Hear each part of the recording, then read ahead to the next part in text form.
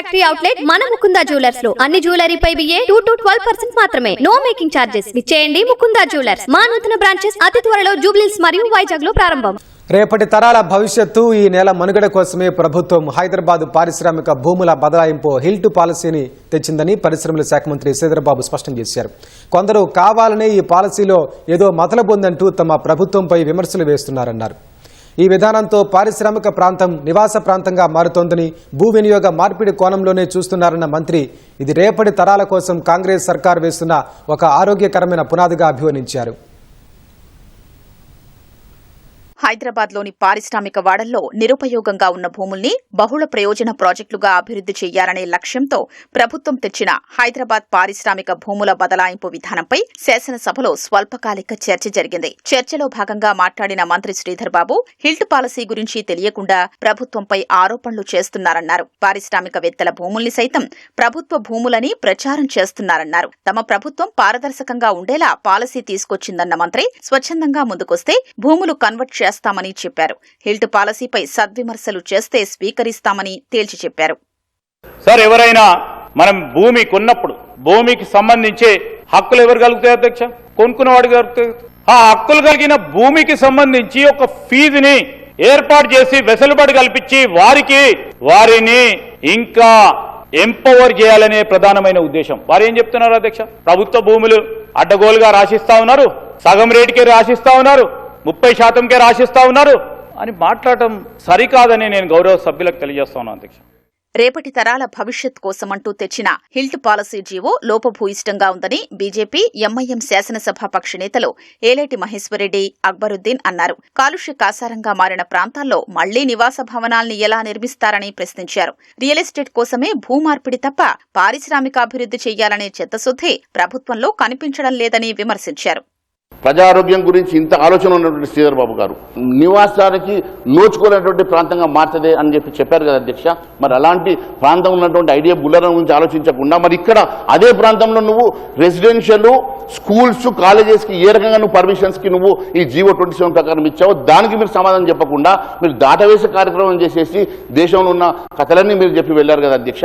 HILT policy వల్ల కొత్త industries వస్తే రావా గురించి మాట్లాడతలేను అధ్యక్ష.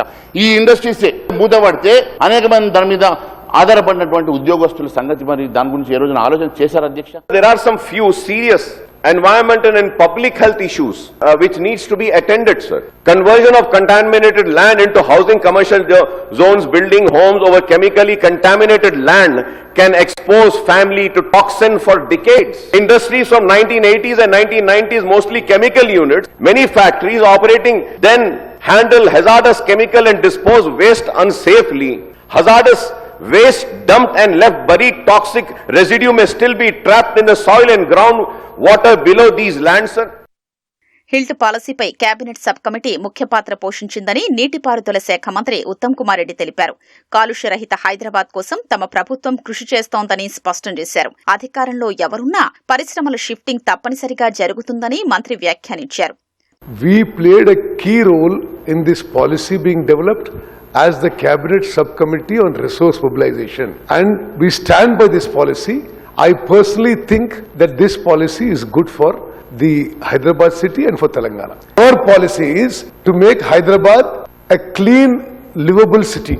So Hyderabad city growing into a global metropolis does require pollution norms like shifting all industries out of outer ring road. So what is the criticism? HILT పాలసీపై ఎవరికీ ఎలాంటి అపోహలు వద్దని పరిశ్రమల శాఖ మంత్రి శ్రీధర్బాబు చెప్పారు. సభ్యులు లేవనెత్తిన అంశాలపై మంత్రి సమాధానమిచ్చారు.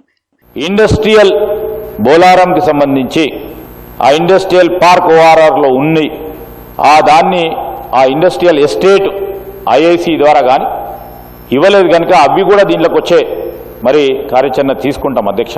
All red and orange category తప్పకుండా అందరి అభిప్రాయం తీసుకొని అది మ్యాండేటరీగా పెట్టి ముందుకు తీసుకెళ్లే కార్యక్రమం చేస్తామని కూడా మీ ద్వారా గౌరవ సభ్యులకు తెలియజేస్తామని అధ్యక్ష. రేపు పొద్దున మేము ఇండస్ట్రియల్ ఎస్టేట్స్ ఏర్పాటు చేసుకోవడానికి నిధులు అవసరం ఉంటుంది. ఆ ఇండస్ట్రియల్ ఎస్టేట్స్ కూడా గ్లోబల్ స్టాండర్డ్స్తో నిర్మాణం చేయాలని, ఈటీపీ ప్లాంట్స్ నిర్మాణంతో పాటు అక్కడ కావాల్సిన సౌకర్యాలు, లాజిస్టిక్ పార్క్లు ఇవన్నిటి బఫర్ జోన్స్తో పాటు ఏదో అధునాతనమైన హంగులాలతో ఈ గ్లోబల్ ఇండస్ట్రియల్ పార్క్స్ అంటే గ్లోబల్ స్టాండర్డ్స్తో ఇండస్ట్రియల్ పార్క్ తీసుకురావడానికి దానికి కూడా వ్యయం అవుతుంది అధ్యక్ష. This is a development impact fee we are collecting. HILT పాలసీతో హైదరాబాద్లో కాలుష్యం తగ్గుతుందని, ఢిల్లీ లాంటి పరిస్థితులు దూరం చేయొచ్చని సర్కార్ భావిస్తోంది.